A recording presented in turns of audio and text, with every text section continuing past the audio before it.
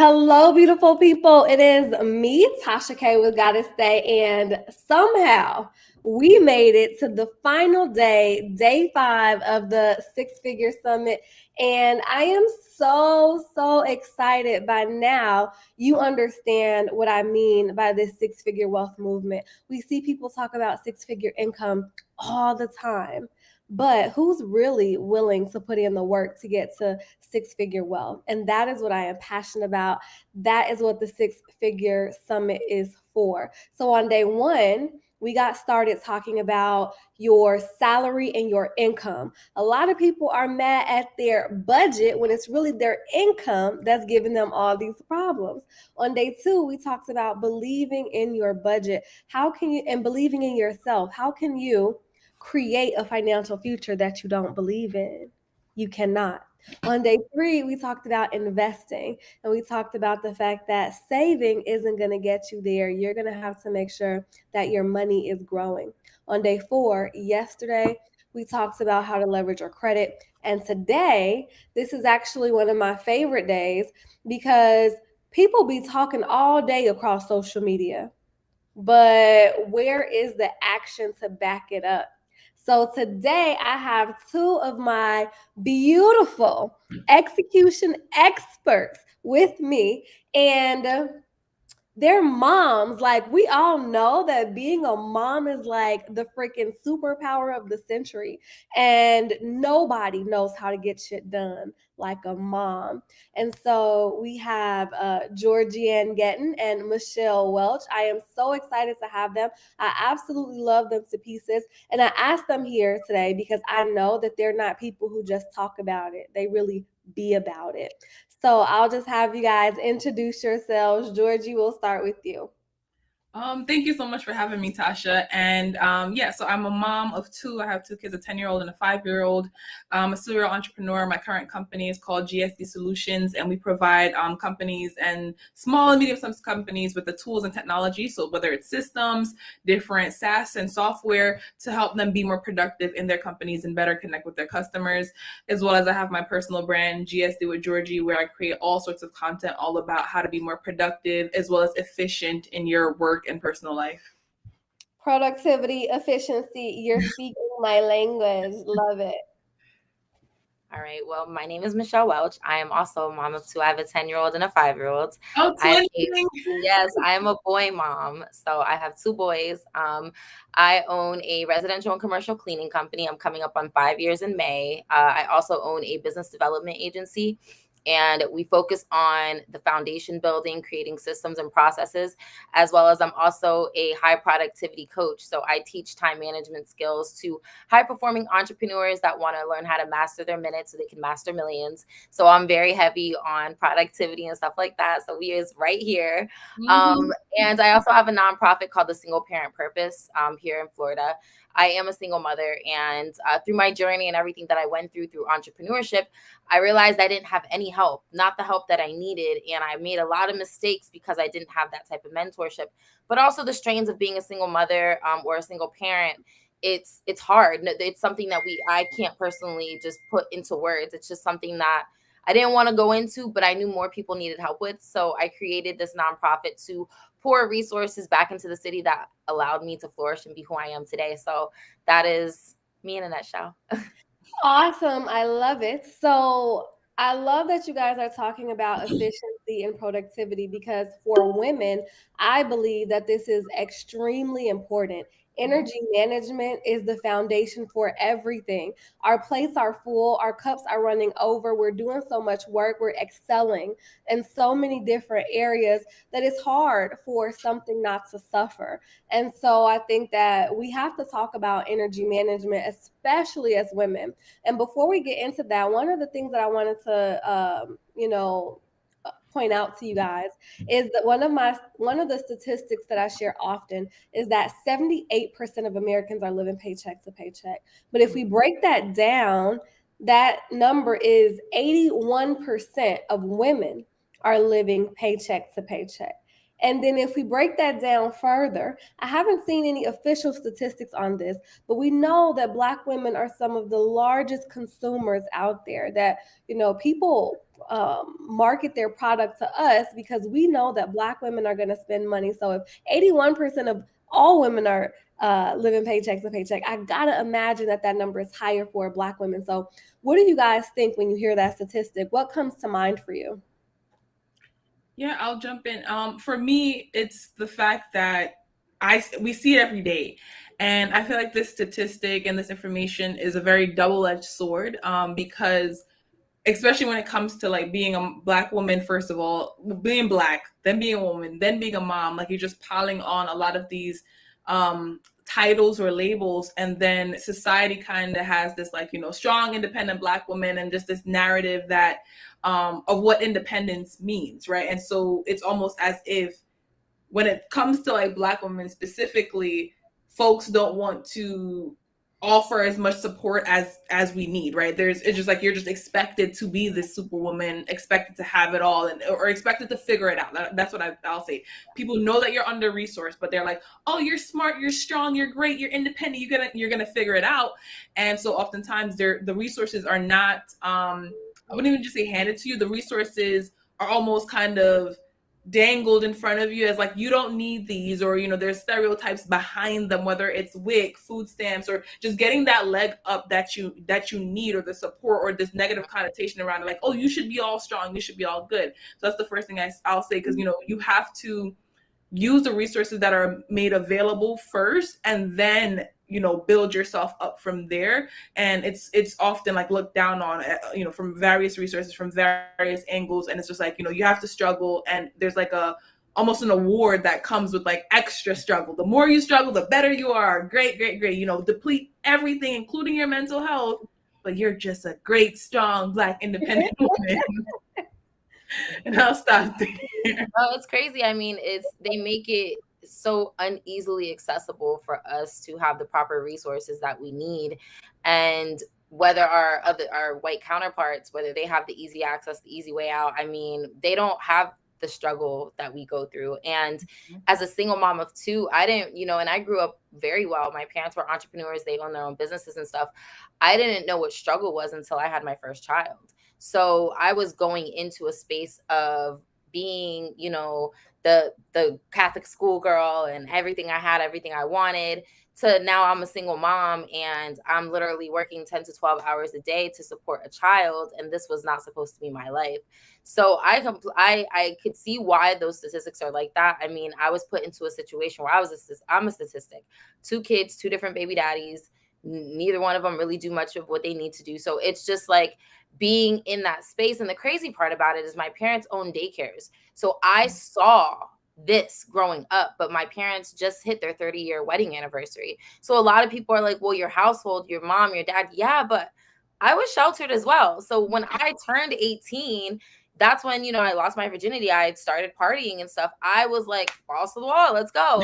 So, I understand, but it's like growing up in a space and then seeing the women. I saw my mom's daycare was primarily 99% funded by the state. So we had all of the children that were just needing that love. I saw that, and I always said, like, I didn't want to become that. And that was my reality now. So it definitely makes sense. And, if I didn't have my parents and I didn't have that support, I don't know how I would have made it so far, because 19 years old with a baby, what am I supposed to do? You know what I'm saying? So it's crazy. Thankfully, now I feel like it's a little bit more easily accessible for women to get WICs, to get the government assistance. But it's like, should it really have to be like that? You know what I'm saying? Should we have to kind of dumb ourselves down and make ourselves feel bad for needing help to buy formula, or needing help, with food, because the kid's dad doesn't want to be there, or the fact that minimum wage is $10 an hour and people can't live off of that? So there's just so many errors in the system, and it's just like, it affects us primarily. And that's the sad part. So there are absolutely the women who are, making minimum wage and struggling and needing WIC to help support them. That's definitely something that my mom had, that my sisters have leveraged before. And I love that, we started out looking at what are the resources and the support that you could start accessing? Because I look at my life growing up, and I was, my mom, we grew up in subsidized housing, in a housing project, on food stamps. And without the support and resources, I don't know how we would have survived. I don't know how my mom would have made it. And so, getting resource savvy. I have a friend who just had to go into a shelter a couple months ago. But guess what? When she got out of that shelter, they set her up with an apartment and all these other resources to kind of help you grow and thrive. But a lot of people don't know how to take advantage of those resources. And so when you need them, you have to become resource savvy. The other side of the coin that I want to hear what you guys have to say about is the women who are six-figure earners who are also living paycheck to paycheck. I don't know if you guys have seen them, because I've seen them, because that's my job. What about the people who are making 70, 80, 90, $100,000 or more and are still living paycheck to paycheck? What comes to your mind for them? Yeah, so similar to, and I think it goes straight back to resource, right? So when you are coming from a background of not having money, right? Like, or if you did or you didn't, right? As an adult, now there are expenses. And again, when we think of like the media, society, like the messages that are pushed towards us is live above your means. You want to look like the Kardashians. You want to travel like, this group or that group. And Instagram, everyone's showing up in this way, and so the expectation is that you should show up in that way too.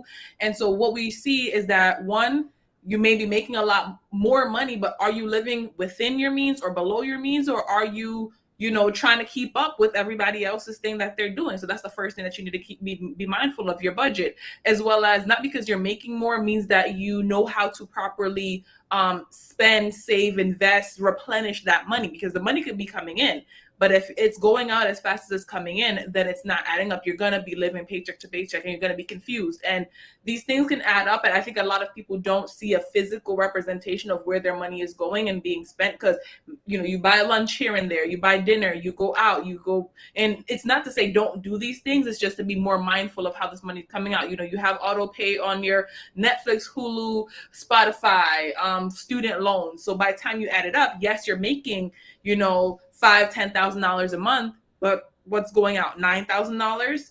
You're living paycheck to paycheck. Any emergency happens, like the car, the oil is messed up in the car, gas prices raise, inflation, different things beyond your control happen day to day, minute to minute. Like I have some stocks, and I could go in there in the morning and it's like, oh yeah, it's looking good. 5 o'clock come, stocks is down, and I had no control over that, but the money that I thought was there is now completely different. So we have to be conscious of the resources and where we're putting, or not only our financial resources, but our time and our energy. Like you're investing that, and so you're not maintaining the amount that you're earning, and you're not saving in the right way. You're not living below and or within your means. That is something that I think of. So Michelle? Yeah, I think really with six-figure earners that live paycheck to paycheck, because at one point that was me, there is no resources for us. We don't get food stamps. We don't get no help, because number one, I sometimes feel like it's a pride thing. Like, how am I making all of this money and I have this lifestyle and now I can't afford it? Now, something happens and the money is just not as flowy as it was, or it's just not there. So when it comes down to asking for help, I feel like six-figure earner women, we would rather stress and figure it out and try to make a way than to say, listen, I'm going through a hard season in business right now. I need this, this, and this, and make the job easier. And on top of that, the guilt, I believe, that's what I felt of, how am I this person that people are looking up to? How am I in this position? But I'm scared to pay this and do this and do that.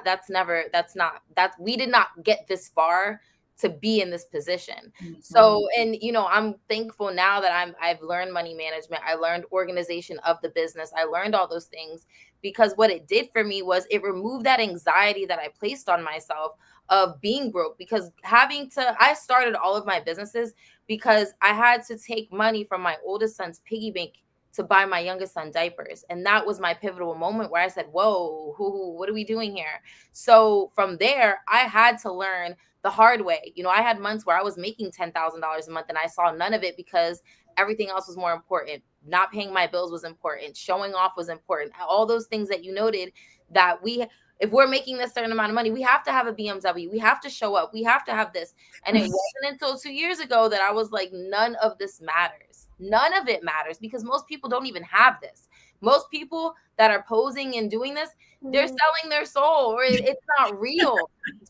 Show me. Everybody wants to show bank accounts. Like, let's really show them, because at the end of the day, yeah, it looks nice and it's pretty, but 7 out of 10 people that are online posing as successful entrepreneurs are probably having money issues. And Absolutely. they don't want to put themselves in a position where they look vulnerable. And it's okay. Like, great, granted, you know, not everything is perfect. Not everybody has $1 million businesses or has that money or that capital, because I know that we look at certain people that are like, well, you need to have this stream and that stream. Okay, that's easy for you, but you have a lot of money to put into a team. When you have a person that's growing everything and trying to make it work, being a mom, being a spouse, being a friend, being a sister, being all these things that we are, something is bound to drop, right? Yep. So whether it be your finances, whether it be clients, whether it be you because you mentally can't take it anymore. So it's just, when you get into 6-figure earners and breaking down, you know, financial troubles, it affects everything in a whirlwind, because there's that pride. 9 times out of 10, they're not going to say anything. And that's going to lead to massive amounts of stress. It's going to lead to bigger issues. And I know, because I lived it for a really long time. And it wasn't until I sat down and I said, I need a budget. I need to look at what I'm spending. I was scared to look at my bank accounts. And when I got over that fear, because I'm like, would I rather have anxiety that I can't pay my bills, or would I rather know that this month I got to make $2,800 more to cover my bill? So I know how many people I got to talk to know how many clients I got to get, right? So I had to G-check myself, like, sis, you're not going to look at your bank account that you spending the money out of? Oh, no. That whole part. What?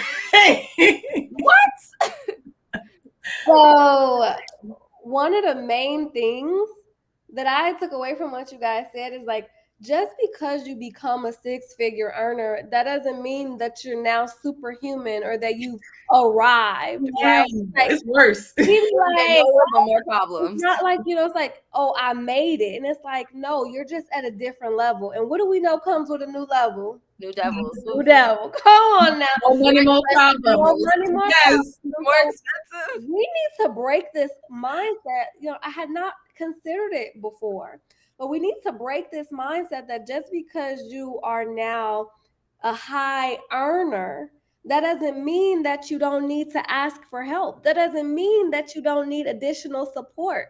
And when you think about it, you have to understand that 400-year deficit that we have, right? Like, where all of our peers, ancestors were buying property, creating businesses, building their wealth. We don't have that. And so a lot of us are first generation wealth builders. Yep. First generation wealth builders.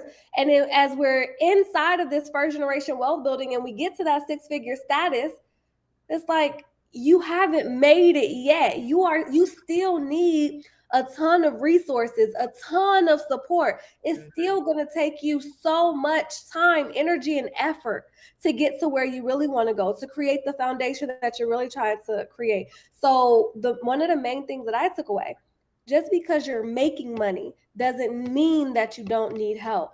And I want you to, especially the women that are listening to this, I want you to ingrain that in you. Like, once you start hitting 6 figures, I want you to start looking at, okay, where do I need additional help? Where do I need to be creating a support system around me? I'm going to ask yourselves those questions. I'm going to say one quote. When you ask for money, you get advice. When you ask for advice, you get money. And you can apply that in a sense of, you can ask somebody for help and they can give you assistance. You can ask somebody for help and they can bridge a relationship. You can ask somebody for help and they can give you new clients. You can ask somebody for help and you guys can collaborate. Mm-hmm. So all it takes is for you to open your mouth and actually advocate for yourself and for your business. And you'll be doing yourself a disservice, because when people like you, they will go out of their way for you. They will make sure you win. So you have to open your mouth. You have to. Yep. How do you move past the shame and the pride, because a lot of us have an idea of like, I should be here. I was talking to Miracle yesterday. We were doing the credit segment, and one of the things that she said was that you would be surprised how many six-figure earners are missing credit card payments, but they don't want to talk about it because it's embarrassing, it's shameful. So how do we have people move past the pride and the shame to ask for the help and the support that they need? How did you do it? Yeah, I think you got to start like these conversations. I think that's the very first step. And for me, the way that I did it, very similar to Michelle. I feel like we're living the same life, the different dimensions, same life, because it was just, I got to a point where it's just like, we're doing taxes, I'm seeing the bank statements and money's coming in. And I'm just like looking around like, yep. Money where? Where is money at? Where is this money at? Y'all lying. There is no way this is the math isn't mathing. I'm good at math. I love me an Excel sheet, and this ain't adding up at all. I haven't bought new clothes. Like I'm struggling. Like this is not, I don't like this.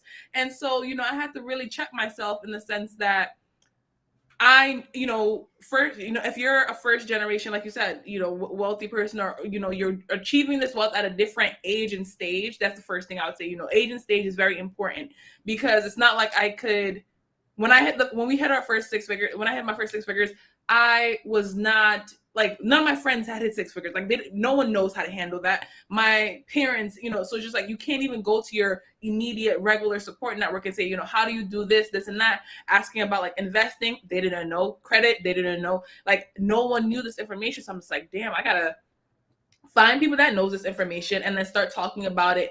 And I like to say ignorance is bliss, because a lot of the questions that I asked and a lot of the topics that I pushed, I didn't know that people don't talk about this stuff. I am just a naturally curious person. I'm very, talkative. I'm very like out there. That's just who I am at the core. And that's also the business and brand I've built. And so when I would ask questions about, how much money do you make? How much money does your company make? How do you put taxes aside? How do you agree your credit? People are just like, why are you asking that? But then they started answering, like, I asked for advice. I'm just like, is X amount too much of a salary to be paying somebody on the team? Is this much too much to be spending? Because I didn't understand that dynamic either, because I wanted people to win, and I never worked a corporate job, so I didn't know how, what was like too low, what was too high, what benefits, etc. And so I had to just really put away any type of pride. I'm like, I do not know these answers. The immediate circle I have do not know these answers. So it's either I'm going to stay where I'm at, or push myself to get into rooms and tables and chats and things, search, Google, YouTube, all of it, to figure out how to get where I want to go. And I know this is not the end goal, because I'm like, this doesn't feel right. This is not the image that people are just like praising and saying. I'm like, something's wrong here. And if I don't acknowledge the problem, I can't get to the solution. And I'm all about like, once we figure out the problem, get to solution. You do not sit on the problem like, my milk spilled. Oh my God, the milk is spilled. No. Your milk still spilled. What are you going to do about it? You still eating cereal? You going to the store? You're going to mix some, powdered milk? What you doing? Because the milk is done. Like, you cannot do anything about that problem. You got to figure out the solution and move on from it. So that's what really I had to do, like tap into everything and everyone that I knew. So for me, I'm different. So I never actually had to go and ask for help, because I was raised by hustlers. So it was for me, and with my cleaning business, I was just really good at like the marketing aspect, that when I knew I had a problem, and I take care of my family, so there is nobody else for me to really ask for help when it came to financial trouble. When it came to knowledge base and knowing things, I've always been a very resourceful person. I've always been a person that gives value from the time I started my business up until now. And so I always had the right people around me. So if I ever, conversations, if I knew that I was going to be short on money, or if there was too much month and not enough money left, I would just say, I'm really needing some new clients. There were just key words I would say. Hey guys, welcome back to my channel. My name is Layla Tora, and today I'll be talking about my weight loss journey. I'm like, I thought it was I'm like, what happened? Sorry, go ahead, Michelle. 1 second, I lost my train of thought. That means you were saying like you had certain keywords that you would use. Yeah, so I would have certain things where I would just be like, I'm looking for clients, or season is really slow right now. But it wasn't until recently, probably a year, where my best friend Jenna, we had got really transparent about business. One day I was just so stressed out after I broke up with my girlfriend. And I was like, I just can't take it anymore. Like, I'm not making any money. It's not working out for me. I just don't get it. And she took me with her to Neil Davis's mastermind. And after the mastermind, I made about $60,000. So it was me opening my mouth and letting her know I was struggling. I need help. Not only did I need help, I needed motivation. I needed that light like reignited in me again. And that's, you have to allow people to show up for you, and nobody can show up for you until you say something. So now when I'm facing troubles, I have my very close circle of friends, and I feel like as a woman, we have to have certain women. Like, there's certain categories you put people in. Not everybody needs to know your business. Not everybody needs to know that you're having financial trouble. But I have 2 friends that I will confide everything into, whether it's, girl, right now my account is at 0 and these payments are not, people don't want to pay, blah, blah, blah. Whatever the conversation may look like, there is never a moment where one of us feels like you're less.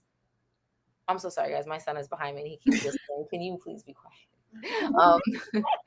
So because he's like throwing me off. So whenever I feel like I need to have a conversation, even if it's like and I had the conversation today with my best friend Crystal, and I'm like, girl, this, because she made the budget sheet I currently now use, and I'm like, your budget sheet has like lessened my anxiety, because I kind of fell off from making sure the finances were not commingling, and I just got like really caught up with everything because I let go of some of my staff.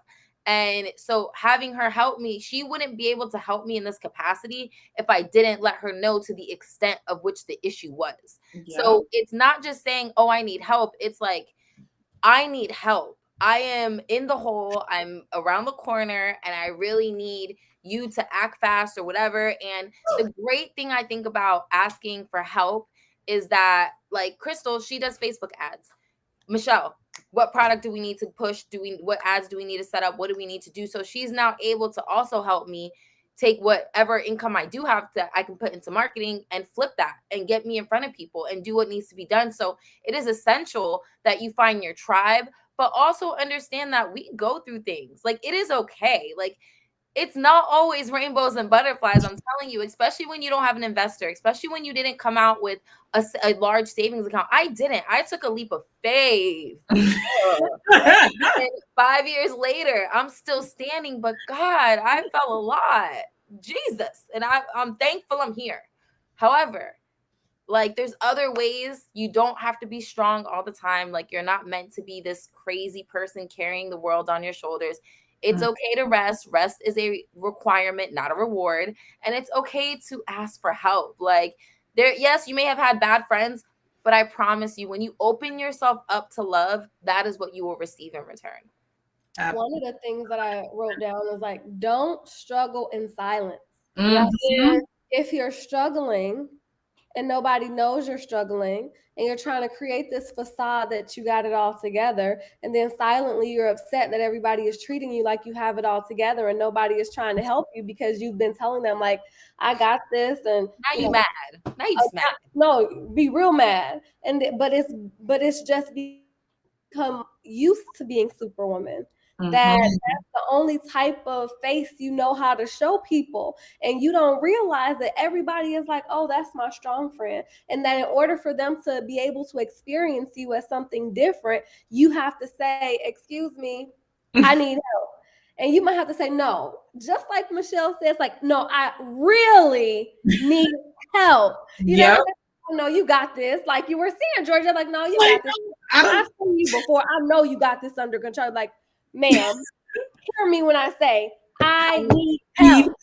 You gotta like that. And you tell them, like, listen, this is what I'm struggling with. This is my area, and the people who care about you, they're gonna mobilize around you to get you the support that you need. And you don't have to. I know social media is trying to make you think you have to maintain this image.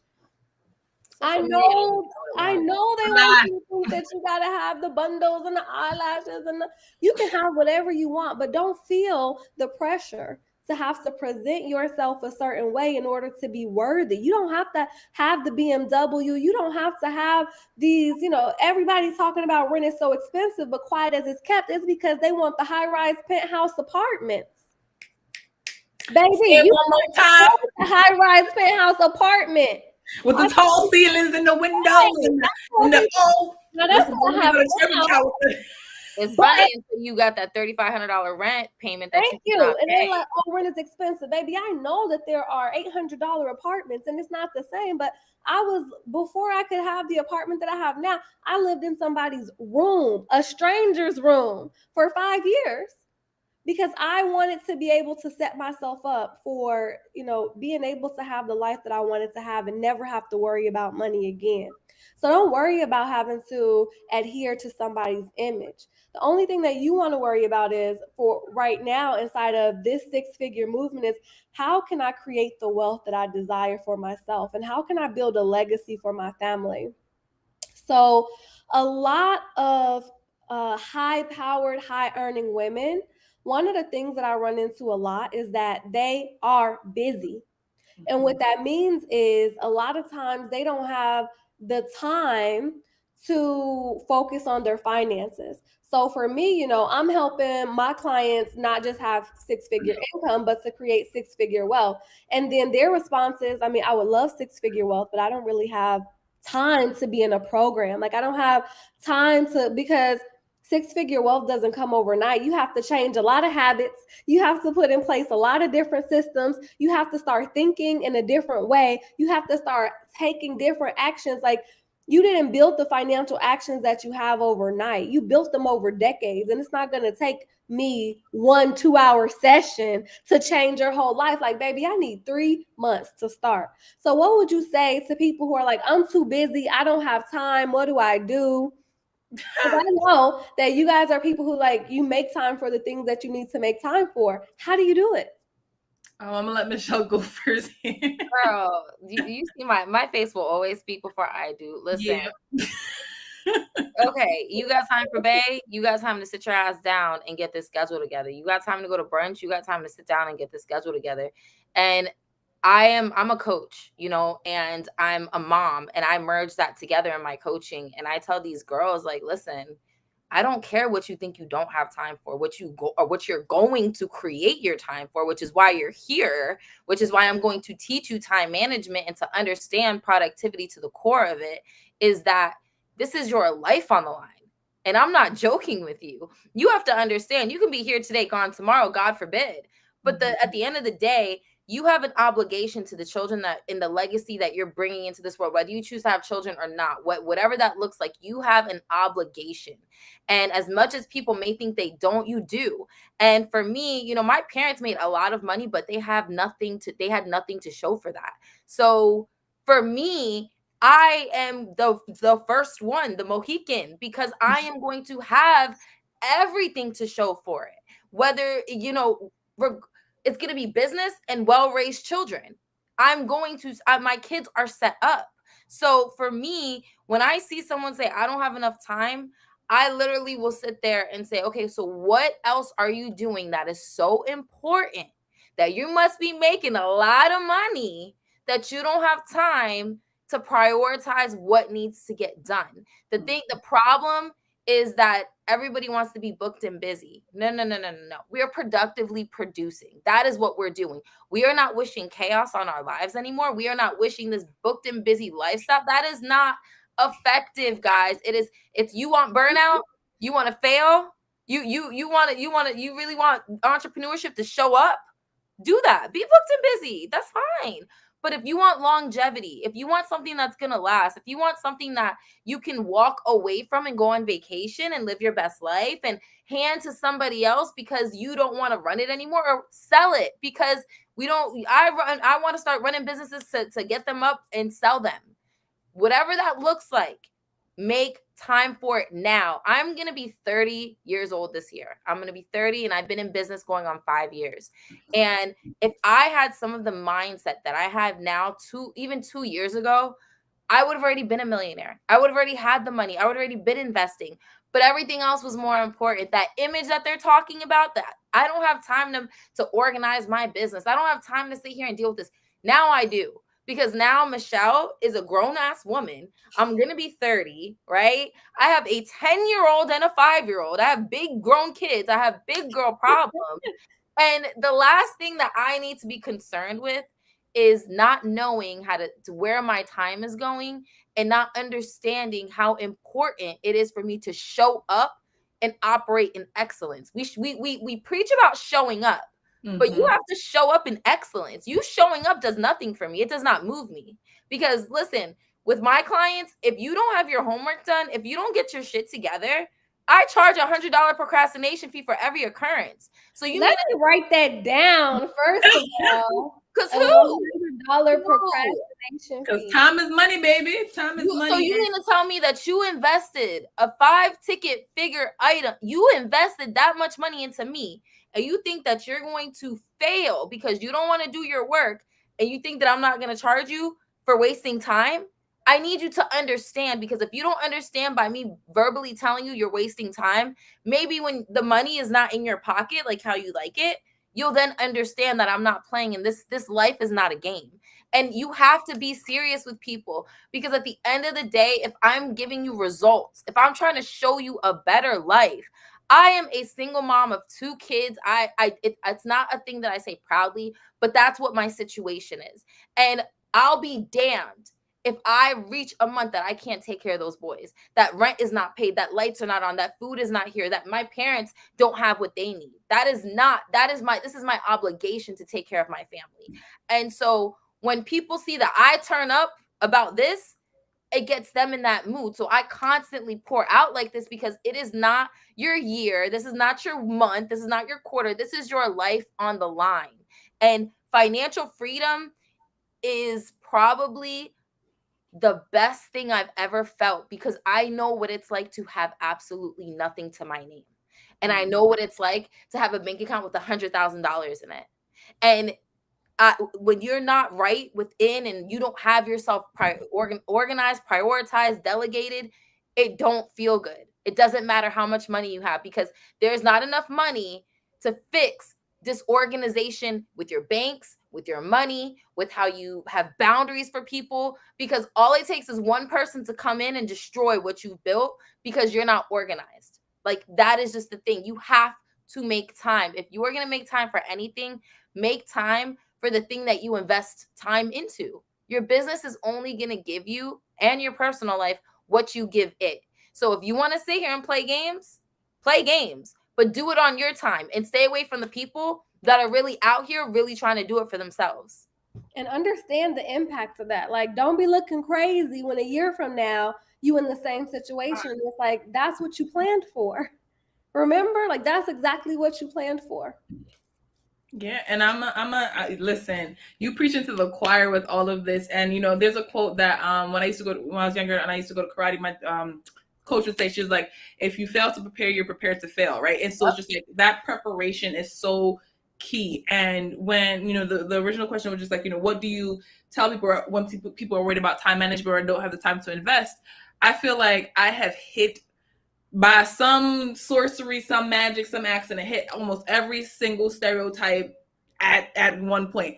Teen mom, single mom, married, divorced, right? Like, all the things. I'm just like, how the hell did I do this? Like, it don't make I don't understand this shit. It don't make sense. I'm sorry for the foul language, but I'm just like, use whatever language you decide. I'm like, I've had WIC, I've had food stamps, I have 6 figures in my bank account. I hit it all. So what is your excuse? You tell me why you can't do the thing. I go to the gym every day. I have both my kids full time and I'm a single mom. I have to run my company. So what you telling me is, and it's not to compare me to you, but I'm just like, I've hit every stereotype. No, sis, I'll stop him right there. I am comparing me to you, because this is what I got. This is the load I get to carry, and you want to complain that you don't got time? I'm already feeling like, okay, I'm definitely going to get my workout in tonight. Like, I don't have any excuse.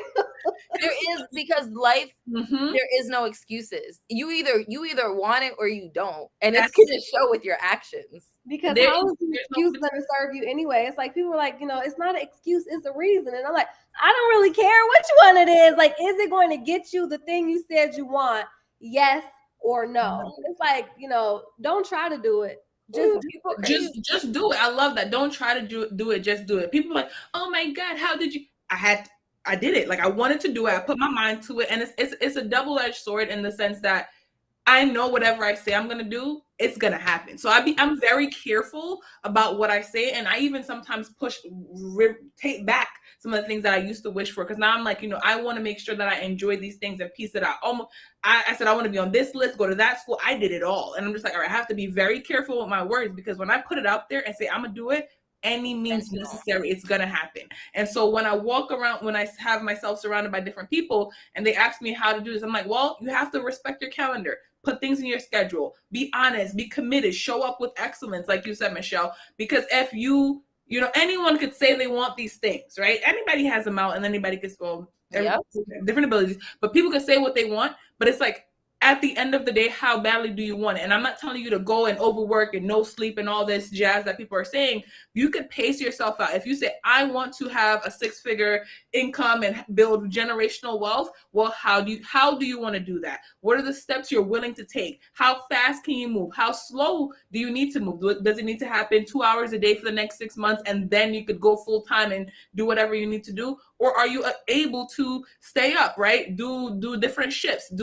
tap into your network. There are resources at everyone's disposal. I don't care if you have negative $1,000 in your bank account right now. There's somebody that something that you can do in the next week, if you want to give it an extra time, or even 48 hours, that can get you back to at least zero, right? Get you back into the positive. And it's just, you have to be creative, right? A lot of people are like, oh, I don't want to do that. Listen, I have stood up as a gig. I'm gonna tell y'all one of the gigs that I did, and this was one of the lowest points. It was not even long ago, 2019. I was living in Georgia, and this made me crazy, because one part of it was, here it is, I'm running this business, it's making multiple 6 figures, right? But the expenses that were attached to this, because there was a phase that people that were around me, we started making some bad decisions about how that money was being spent. So the money is coming in and it's going out as fast as it's coming in. So what that leaves, a loophole, and you need to make more money. So in order to make more money, guess what I was doing? So in the morning, and I was working a job, running the company, and I'm gonna tell you what else I was doing. So I was waking up. No, I need to tell y'all this story, because that shit nearly killed me. So I would wake up. This is my average day. Wake up, get my son ready. He walks to the bus stop to go to school. Get my daughter ready. She gets dropped off to daycare. Then I'd go on the computer, assign who needed to be assigned, because I was running a moving company, assign whoever needed to be assigned, called customers, everything was good. Then I would start my full-time job, my virtual job, and that was executive, what is called, account executive for a marketing company that focuses on hotels. So I'm like, hey, checking in with the assistants, checking in with the team, the designers, y'all good? All right, boom. Lunchtime comes. Open up the app. I'm in Instacart. I'm about to go into the cart, going to the store and go do Instacart shopping for people while I'm taking business calls for this 6-figure business that my name is attached to, this marketing role that my name is attached to. But here I am delivering Coke soda to people. And then I was also doing TaskRabbit. This guy hired me to fold his kids' underwear. And I'm not saying anything is wrong with that. I'm saying this to say, all 3 of these roles. So not only am I 6-figure successful business owner, I'm also account executive, working in freelance consulting, and I'm also working a gig job. And these are all the things that I had to do combined to make my day work, so that my kids could eat, so that there's a roof over our heads, so that way I can continue to progress and get where I need to go. And I acknowledge this shit ain't it. We're gonna fix this. That's it. So when I hear people say, what are you talking about? I'm gonna share these stories to let people, because there's somebody out there right now, maybe watching this, coming to find this a couple months from now, weeks from now, minutes from now, and they're gonna be like, wow, that's what I'm going through. I'm not crazy. This happens, but not only this, recognizing that this happens, let's create a roadmap and to fix this. Let's work with the right people, get into the right circles, hire, whatever you need to do to say this is the problem, but it's okay, because we're gonna we're gonna figure this out. We're gonna get out of this problem. We're gonna get to a solution. This is not just the exception. It's not like, oh, maybe one person might watch them like this.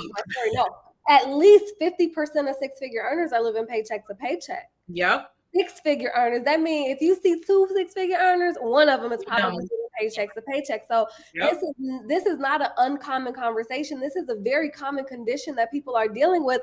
And this is why I'm sick of it. I'm sick of it. And I'm saying, like, not on my watch. We are not about to be making money and not having anything to show for it.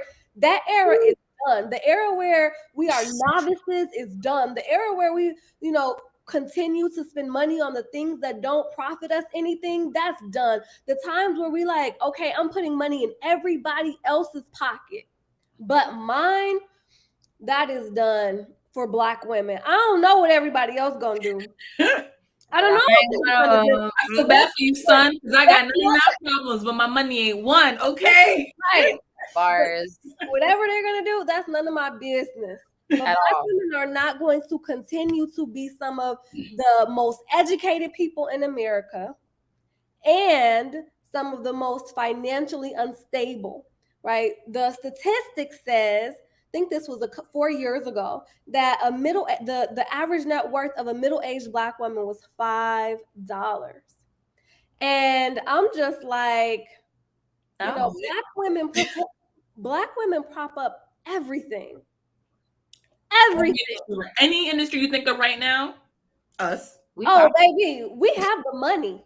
And that's why I say I'm sick of it. And this is something that I will not allow to stand anymore. I don't, and I love the conversation here because we're not here for the excuses. We're not here for your reasons. We're here for your results. And it's all in love. And you're not hearing from people who had these privileged backgrounds. I grew up on the south side of Chicago in one of the poorest neighborhoods in the country. You're not hearing from people who don't know what it's like to struggle. We all know what it's like to struggle in our own way, and we figured out how to thrive anyway. Well, first we muddled through survival. You can hear it's like trying to tread water, trying to keep our heads above water. But we decided that we wanted something different. And that's what I think is so important. Like when it comes to execution, Nike says it best. Just do it. Just do it. Because it's like, do you not have rent to pay? You gotta figure it out. Tell me the secret. I get it backwards. I don't get it. Talking to somebody the other day, they was like, I think I just want to take a break. And I was just looking like, you don't have bills? You don't have... Okay. Because if I'm doing something wrong, you let me know and help me out. But the thing is that I don't stand for excuses because excuses are always going to be easier than execution. And they're always going to be there. They're always going to be there. When are you going to grow up and be accountable? Because you're being very childish. You'll be out here disrespecting these people. When are you going to grow up? Like, when are you going to grow up and stop being a child and stop? Because so let me take your approach. I love your approach. You're so calm and like I just want to lay on your chest and I want you to rub my head and and that works for some people, but some people need to be. It don't work for me. Like wake up, stand up, stand up. I need to be cussed out for real. Because the thing is, I think it's because I'm turning 30, y'all. I'm really going to charge it to being 30 because I just feel like I got to be on my grown woman shit. Like, I can't tolerate nothing. I can't tolerate excuses. I can't tolerate me not taking this business stuff serious. Like, I want to buy a house. And if I'm going to do these things that I want a Range Rover for my birthday. I want stuff now. I worked. I did the struggle. I went through survival mode. I put everybody on already. It's time for me. So now that I want to do these big girl things, I'm like, oh, but you didn't do your big girl accounting right. And you didn't do this right. And so now I'm having to fix all these things. And I'm like, damn, if I would have just slowed down, if I would have just took a second, because there's so much maturity and understanding that sometimes you got to take a couple steps back to propel yourself 10 steps forward. But me being who I am, I want to do it my way. I want to learn. I want to do it. Well, guess what, Michelle? You don't know it all. You're not, you know a lot, but you don't know everything. And it's humbling because it's like, damn, I didn't know that I literally outside is like $500 to $1,000 a day. I'm like, bro, what is wrong with you? I didn't know that I literally outside is like $500 to $1,000 a day. I'm like, bro, what is wrong with you? Why am I yelling back at myself? I literally outside is that. Sorry, I was commenting in Facebook because people were commenting, and then No, you're good. You're good. No, but it's just for me. I'm so passionate about this because, guys, like when I say I know what it's like to be broke, that shit hurts. It's a fear. It was a fear of mine. And it was that fear rooted into poor money management, into I pay my bills late because what if I need something, or what if something breaks and I don't have it because I paid my rent, or so that kind of fear of not knowing how I'm going to take care of my kids. Like, how am I going to buy them diapers and formula? Formula's $34 a can and diapers are $30. Like everything, just anxiety, depression. Now I'm like mad at everybody, and it's just like, nah, calm down. Okay. Let's regroup, because when you can create a plan, get it all on paper, figure out what's a priority, understand, because before you figure out what's a priority, you got to understand what is a priority in your life. What is a priority in your business? Know when to know. Mm-hmm. Know when to know. Most of the time it should be no, because you are not where you want to be in your life yet. And I'm telling you, because you're not. You really aren't. And you cannot help people until you fully help yourself. And I'm not, you could have just got a $5,000 client. I don't care what's in your savings. I don't care. Are all your bills paid up on time? Do you got food in your refrigerator? Do your kids got what they need? Do they got fresh shoes, fresh clothes? Are they taken care of? All right, bet. Now you help people. Stop going outside of your household to help people when your household needs you. You need to get your shit together. And I feel like sometimes I have to be the assertive advocate for it, because I'm not going to coddle you. I'm not. I wasn't coddled. And I feel like people don't learn that way. What happens when you give out free services? You get shitted on. Facts. You're not going to shit on me. And I'm going to teach you a lesson now. I'm going to teach you that this is your life on the line. This is not a game. This is not your year. This is your life. Let's get it. Like I said earlier, stop being childish and let's get it together. Love, love, love, love all of that. And that's the same energy. You got to come with it. Like, I think I'm a medium, like in between, like Michelle, literally on this camera too, and Tasha, because when I talk to certain people, they're just like, whoa, like, why are you just coming straight and direct? I'm like, because what are the excuses that you're going to tell me? I could come with all the reasons. The same excuse that could get me out this bed to go do what I have to do is the same exact excuse that could keep me in this bed. Oh, I don't feel well today. I'm not going to go to the gym. That's a reason to go to the gym as much as it is a reason to stay your ass in the bed. Exactly. I'm tired. I would think of 10 different excuses every morning of why I don't want to. Every day. Me every day. Do I need to work today? Huh? Yeah. I'd be like, do I need to work? Oh my God. All the excuses. And what I had to do was just like keep it pushing. Like while I'm making the excuses, mentally cursing myself while I'm getting dressed, I'm like, let's go, man. We gotta get it on autopilot. And then once you get there and do it, you're like, oh, that wasn't so bad. And then you go and do the next thing and the next thing and the next thing. Before you know it, the whole day has now been complete. You tackled all your goals. You did what you're supposed to do. And you look back at all the excuses that you're making and you're just like, yo, what if I use the negative version of that same exact excuse to keep me where I am? And then people will come back. And the same thing that you were saying about, doing and supporting everyone. I had this weird idea when I was younger, and not even a lot younger, like 3 years ago, that I'm more resilient. I have grit. I have execution. I have all this mindset, and everybody else can't handle the thing that I can handle. And it was I thought it was a kind thing that I was telling myself about other people, but it was ignorant and arrogant at the same time. How dare I say that I could handle all this load? I could take on all these problems, all these things on behalf of other people. So what that did was allowed them to be lazy, allowed them to not do what they're supposed to do, and have them carry the negative excuses. So that was the one thing. So I disabled those people from being able to get shit done and do what they were supposed to do, because it's like they have a problem. Oh, Georgie's here. I got it. Execution expert. I got it for you. So I disabled them from being able to do what they have to do. So that was the one thing. And then the second thing, I'm putting all this thing on my plate, thinking I'm getting some award by being a martyr. What do martyrs do? They die. That's what martyrs do. So you gotta say, oh shit, like you gotta hold. She's right. She's absolutely martyrs right. Die. That's the one job, death. That's it. That we self-sacrifice all the time for what? For people that would never do. And these same people who are saying that they're busy because they don't have time to do anything for themselves is because they're carrying everything else on their back. They're carrying everybody else on their back. And I tell people, you keep giving away your bricks. Nobody's going to have shelter. You ain't built a house. They ain't built a house. Now, nobody has shelter. Everybody outside. Everybody. She said everybody outside. Exactly. You can't give away your bricks. Your best bet, build your shelter, build your foundation, inspire them. And then that way everybody has shelter, everybody has support, everybody has a foundation. And that's where you have to start. And to your point, Georgie, I was thinking one of my favorite things to think about when I'm having when I'm in a state where I'm like, what am I going to do? I always think, somebody took my situation and won with my situation. Every situation, you can take it and win, or you can take it and lose. So it's not about the circumstances. It's about who are you being? Who are you going to be in the midst of this circumstance?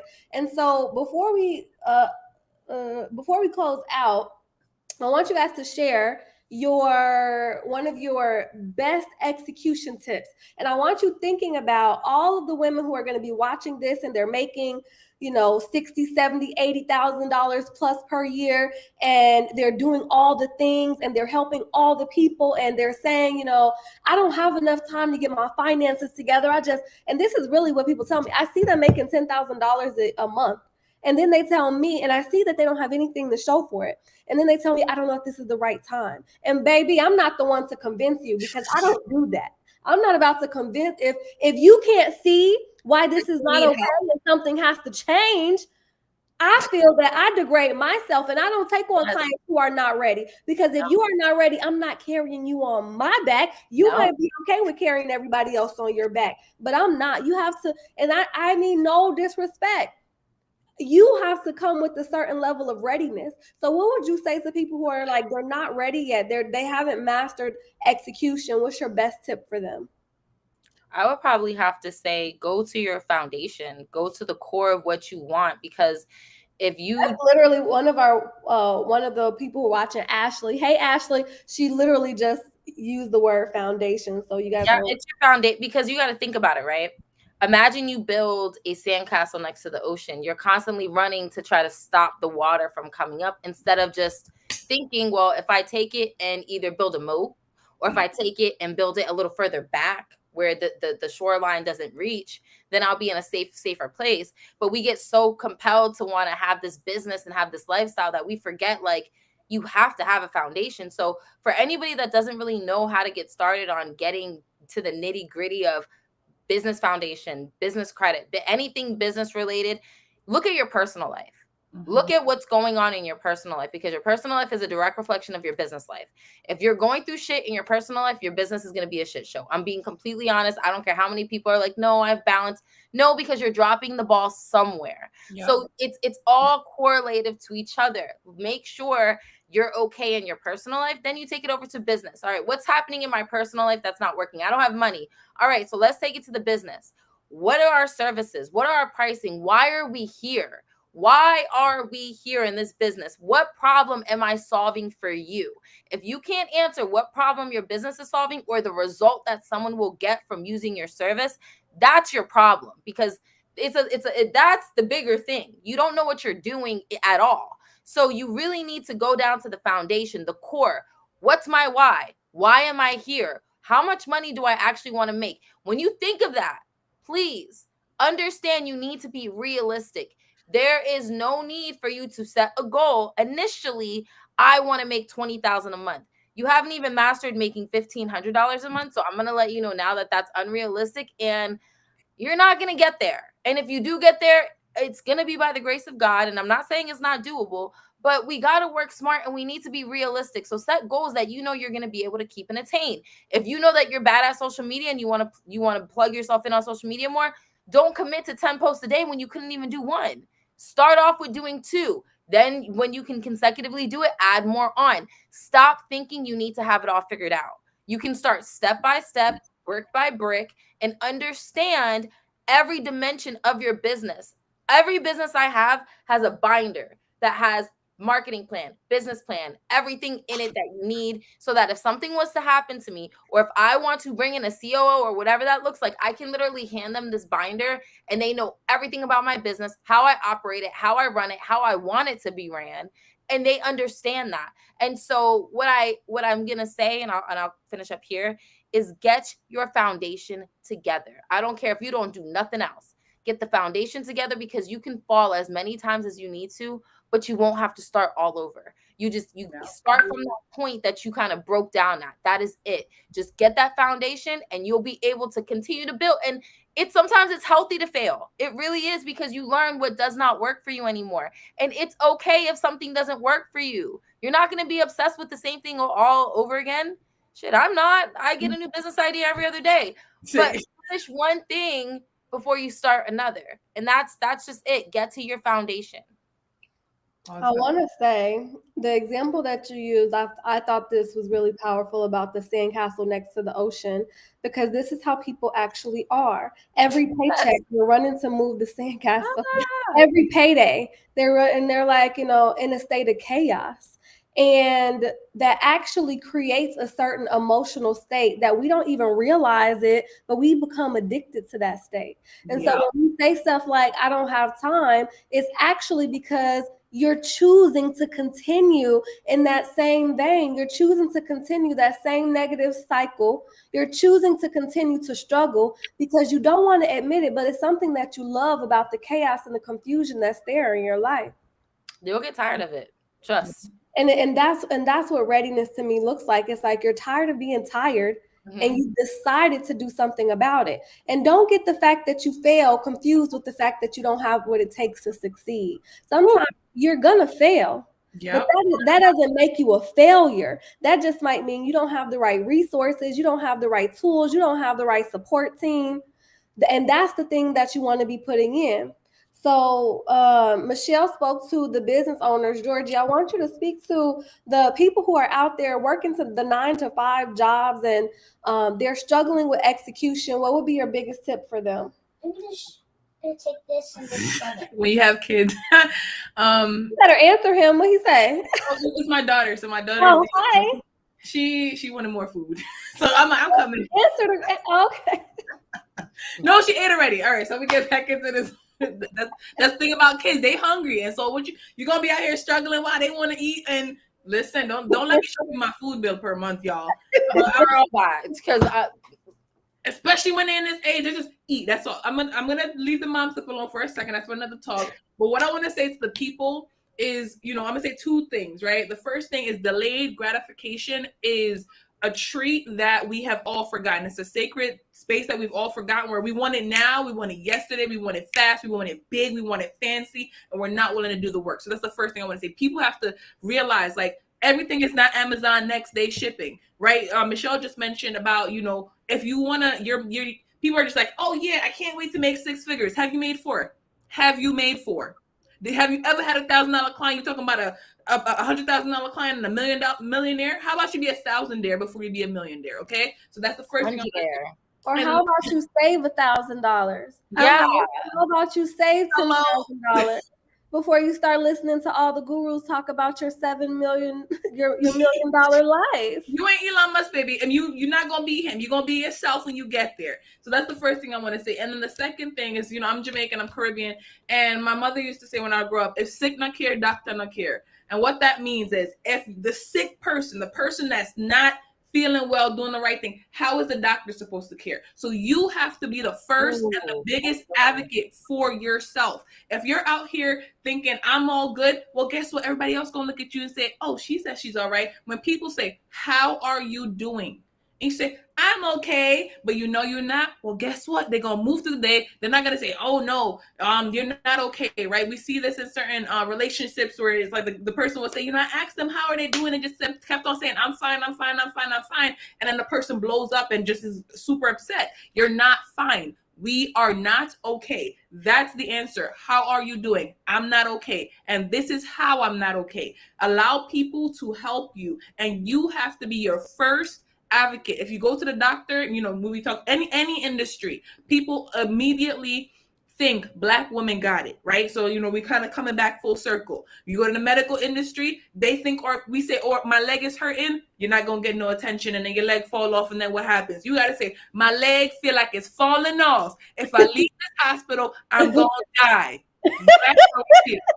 And then you'll get the proper support. So bring that urgency, bring that intensity to your condition, whether it is physical, mental, emotional, spiritual, financial. You have to be your first advocate. If sick not care, if the sick person don't care, the doctor cannot care. The doctor cannot prescribe and support and help you if you are not acknowledging that you are not okay. So you have to start there. So put whatever pride you got in a bucket, put whatever, you know, oh, I need to do this. Okay, go ahead, have your leg fall off, and then shut up about it. You can't, you know what I mean? We are adults now, you know, and I'm assuming everybody that's on this stream, you are an adult. And even if you're not an adult, you have to be your very first and primary advocate. And then that's how you get support. That's how you start that journey. If you can't call it out, and somebody could tell you this something every single time. Again, I'm gonna go back to the relationship example. People could come to you every day. Oh, your man cheating, your man cheating, your man cheating. Until you say to yourself, oh shit, my man cheating. You ain't gonna leave. You ain't gonna leave. That's just the reality of the situation, and that's okay. But you have to be accountable. You have to be accountable. Exactly. You can't be mad that you see your friends in Dubai. You can't be mad that your friends don't want to be friends with you because you're not leveling up. You got to understand everybody has their season. Everybody. And this time we're in now is the easiest time to make money. This is the easiest time to put the metal to the floor, to focus, and to get to where you need to be. And when we say that there's no excuses, you're looking at 3 women that have been in each and every position you could think of, and we've gotten out of it. And now we are in a space where we are conducive to our business. And it's just like, so when I think about somebody like, oh my God, I can't do this. And I'm like, bro, probably 5 years ago today is when I had that realization that I had to pay for my son's diapers with my other son's money. That's crazy. So when you say you have excuses, I'm like, when I was living in somebody's room, I was literally 95 pounds because I could barely afford to eat once a day. But I was focused on pouring everything into my business because I was building an asset, right? I was building up my business as an asset, and I was focused on that. And I'm like, I truly don't want to hear your excuses for why you're making $10,000 a month, but you can't build 6-figure wealth. A lot of times I have clients who come in and they have the higher income and they think that they got it like that. And I just have to say, come here for a second. Let me show you where your wealth falls. It's in the red. Like, your income is in the green, but your wealth, actually it'd be in the yellow, but in their head they be thinking, but your wealth is in the red. So let's just actually operate in reality. Realistic. You don't have it like you think you got it, and I want you to. I want you to have it like that. But not just one of us, not just 2 of us, because I think when we elevate Black women, we will change the world. Like, we will change 100%. because if we look at what Black women are already doing, we're moving the needle in so many areas, but we're broke. Collectively broke and stressed. And those things are related. But we're broke, stressed, and at brunch, and we need to stop it. And you know, people don't want to say that. People are like, Black girl luxury, and I'm here for that. But your bank account isn't. Like, right. I'm here for it. It's your bank account that's not here for it. If you lose that purse today, can you buy it again? That's the question you got to ask yourself. But we also have to look at how, like, in the culture that we're in right now, everybody wants to acquiesce to whatever the dominant culture is, and it's not serving us. This whole, when you focus all of your energy on self-care and none of your energy on the work, and your bank account is reflecting that, it's like, well, babe, but what are you doing? You have to put in the work. And and people don't like to talk about sacrifice no more. When we talk about sacrifice, they're like, but I'm gonna tell you, oh Lord, that's my nephew. I don't even have no kids, but that's my nephew. He's so sweet. He calls me every day. Not today. Hold on. They're not gonna call once. They're gonna call till they get you. I'm on the phone right now. Okay, I'll call you back. The kids gonna call till they get you. That's right. That's why I said, let me just go ahead and tell him. Raphael talking about Tasha, talking spicy as always. Broke, stressed, and at brunch. That's a word, though. Broke, stressed, and at brunch. And it's a lifestyle. And I'm going to always give a good word, because, listen, there should be no reason why you are at brunch buying Bel Air and you don't have a business plan and you don't have your week scheduled or out. A personal plan. Yep. Or start your books and busy. Like, if you don't know how much your finances are, if you don't know what's coming in, and right, a lot of us here on this panel are entrepreneurs and we are business owners, but definitely if you have a full-time job, you need to be doing all of this stuff as well, because guess what, if you are making any money, you need to be tracking that. You need to have a budget sheet. You need to have a vision board with what do you want to spend. And it doesn't have to be a vision board, but where do you want to spend your money at? What are the things that you want to do and accomplish? And if you don't have that planned out, well, guess what? When you can't afford it, or when things come up and it blows you away, you have to also have a line in your budget called shit happens, because shit gonna happen. Something life, and it do not care about your feelings. Listen, last year, I'm gonna say this one last year, or was it either last year or 2020, middle of the pandemic, my websites got hacked overnight. I had to pay with $4,500 fee for this company to go in, clean up my websites, and get them unhacked and fix it back. Was I expecting to have to pay this fee? Absolutely not. But did I need to pay this fee so that way I could get more business, making that investment, making that sacrifice? There was things I was going to pay for, things I was going to do. And we in the middle of the pandemic. This was early pandemic days. And I'm just like, oh my God, what's going to happen, right? We don't know what's next. But you have to have that bucket to go into. You have to have that wealth built up, so that way you could not just afford it once, you could afford it twice. If you have something real nice and it breaks, if your phone breaks today, your nice iPhone 13, 14.5, etc. breaks today, do you got Apple Care? Right? Some people don't even invest in that. Can you buy a brand new phone, or are you going to be walking around with your cracked screen for months and months and months? Right? Nobody likes a cracked screen. Nobody. And start cutting up your finger, and you put. I just feel like you got all this money for everything, but why does your screen look like that? Right. It looks dirty. You know what I mean? Like, I understand nice things. We all want nice things, but you have to be able to not just want nice things or want something, but you have to be able to maintain that thing. It's like Tasha said, living in the room, I've rented a room with my son before. That was my first apartment, renting rooms, and I got a studio. Slowly but surely leveling up, because when I get the studio, when I get to that next level, I don't want to have to go back. Things happen and I have had to go back, but I don't want to have to go back because I'm not ready and prepared. So you stay where you at, stay living within / not even with that, stay below your means, so that way when you level up, you still below your means and you can have room for growth. Mm-hmm. If you living too tight, you ain't got no room for growth. Yeah, everybody was going crazy as inflation goes up. I'm like, I'm good. Like, yes. Well, are you not gonna drive?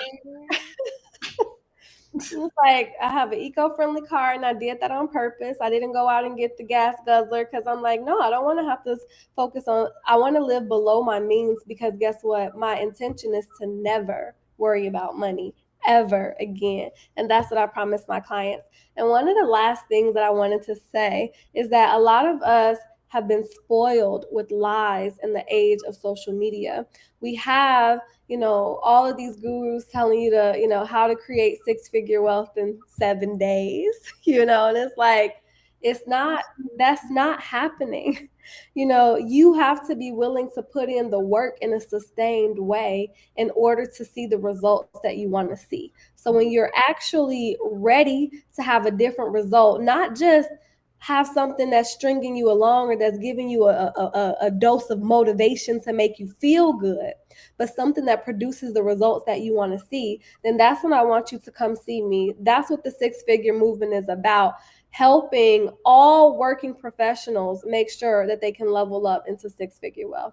So before we go, I want you guys to tell the people where they can find you. And if you have some type of freebie or download, definitely send it over, because I want to make sure tomorrow I'm going to be sending out the email with all of the downloads, the free consultations, everything that everybody has offered. That's going to be going out tomorrow. So share with everybody where they can find you. Yeah, you go first, Michelle. Okay. Michelle Welch. You can find me on Instagram at I am Michelle Welch. And you can also find me everything primabusinessagency.com. And I am Michelle Welch on like everything. And do you want me to tell them what the freebie is? Yeah, you can tell. Yeah. Oh, okay. So I have a time management course, and it has changed people's lives. Ellie took it. Everybody's taken it, and it's phenomenal. I love it. I put so much into it. I created it when the pandemic started, and I'll give it to you guys for free. I'll send you over the link for them to access it. Oh, and so it is literally, if y'all saw me on the live tonight, that is how I am throughout the video, explaining everything. There is links to download different types of time blocking techniques. There is a whole 30-page productivity booklet in there for you to really hone in on how to goal set and really get things on track. So I will give you guys that for the free, because y'all need to know that people really do care about y'all. Okay, because I care, and I'm giving y'all a product for free. Yeah, that costs a lot of money. Shh, Lynn. That hustle mom. You heard what he said. It costs a lot of money, so you better appreciate it. For real. This child will always advocate for me. I love it. Is that your oldest? We appreciate you, Landon. These oldest, they be holding it down. Listen, I'm just like, you gonna work here? Hey, my baby. Like, you don't want to be in the camera. Sit down somewhere. He did want to. He moved. He wanted, yeah, like he ready to take over. He like, yeah, build up that generational wealth. I'm ready. He tells everybody at school, he's like, my mom is the youngest one, and she has a cleaning business, and she has other businesses. Listen, I don't even want to tell you how many times I've had to go into. I'm pretty sure you're in the same situation. You got to go in and do parent teacher, like the teacher day, where the bring your parents in day. And then one time, this kid signed me up to make shirts. When I was doing shirts, he had me make shirts for his whole class. I'm like, hello, this costs money. You couldn't have asked me. He's like, Mom, I told my teachers that you run business and you make shirts, and they need shirts. It's like, okay. Are you better than me? Because Right. So for me, you can contact me on any social media at GSD with Georgie. GSDwithGeorgie.com is my website. And the freebie that I'm going to be dropping is I'm going to open up about 10 to 15 slots of 20-minute phone calls with me. So definitely take advantage of that. I have some time, and I think I want to give that time to you. And if you're really committed, like Michelle said, you have to show up and ask me the questions and be clear about what you want. If I can help you, point you into the right direction, I have my book, different resources, a great network, some courses. So show up, and if you ask for the right things, you just might get it. So that's what's going to be the freebie, and make sure you click it as soon as possible and grab that slot. But otherwise, you can feel free to reach out to me, GSD with Georgie, on all social media. Yes, and I know those spots are going to go fast, and they're limited. And I know I'm probably going to take Michelle's time management course. I love my productivity. I love efficiency, but there's always something new that you can learn. There's always a technique that you might not have known about before. So I'm excited to get my hands on that as well. I just want to thank you guys so much for being here today. You guys are wonderful, phenomenal. I love the energy. I'm looking forward to do something even bigger. We have Black Women's Equal Pay Day on August 3rd, and I want to do something big. I want to go all out for that. Because it's time for Black women to get our coins. Black women make 63 cents to every white male dollar. No. Can you imagine? Right? It's sickening. They're childish. They're child. They need to grow up. You're childish.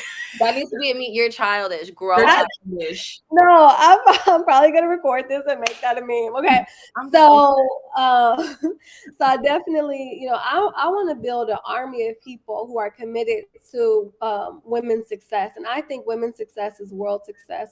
Women's leadership is world leadership, and I'm just ready for me and my girls to take over the world because that's where we should be. Like these are the positions that we were born for, and we know who we are, and we know what we bring to the table, and we know what we can provide. And I am just so excited to be able to bring these powerful women to you, and I'm going to continue to do so. So you guys know my name is Tasha K with Goddess Day, and I am the CEO of Goddess Day, where what Goddess Day means is that we acknowledge your power to create the financial future that you want for yourself. And despite the circumstances that may exist in this world, you are not helpless, you are not hopeless, you are not powerless. You have what it takes to have the future that you want and the future that you deserve. And that is what this is all about. Make sure if you're watching today that you catch day 1, day 2, day 3, day 4, because they were all phenomenal. They were all incredible. And I'm really looking forward to people who get fired up about not just 6-figure something, but 6 figures in the bank and beyond. Let's start focusing on wealth. Let's start focusing on legacy. That's what I want to see. I want to see more people who are wealthy. I want more of us buying land. I want more of us buying hotels. I want us, in Atlanta, they have the Global Mall, which is just a huge community of Indian stores. I want us to be able to have the Black Mall and the Black House and, do things that are supporting and empowering our community so that we don't have to beg for a seat at everybody else's table, because we are creating our own. And being at other people's tables, that's whatever. That's fine if that's what you want. But we shouldn't have to beg for those spaces. So when we create our own, it gives us even more leverage. And so that's what I'm excited for us to be able to do when more of us have more money in the bank. Amen. That part right there. Thank you guys so much. I feel like we could just talk forever. So I'm going to make sure that I put this together so that we can do this again soon. All right. Have a wonderful rest of the night. Georgie, go feed your baby. Michelle, go be with Landon. And I'm going to next job starts. Yes. Thank you guys so much. I appreciate it. Bye. Good night.